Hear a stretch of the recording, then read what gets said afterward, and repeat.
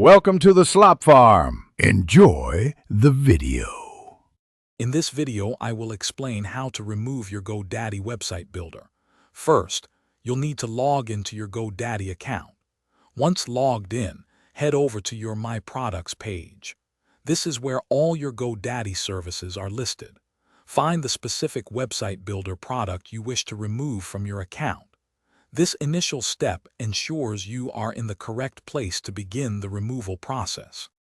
After locating your website builder product, click the three-dot menu, often found on the right side of the listing. From the drop-down menu, choose the Delete Site option. A confirmation prompt will appear, asking if you are sure you want to proceed. It's important to understand that this action is permanent and will remove all your website content. Confirm your decision to move forward with the deletion. Deleting the site content is one part. Now you need to cancel the service itself. Return to My Products and select your website builder. Look for the Settings or Options menu associated with the product. Here, you should find an option to Cancel Product.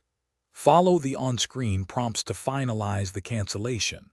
This ensures you are no longer billed for the service. Remember, canceling the website builder service does not automatically cancel your domain name. Your domain will remain active and registered under your account. You have the flexibility to reassign it to another hosting service or point it to a different website.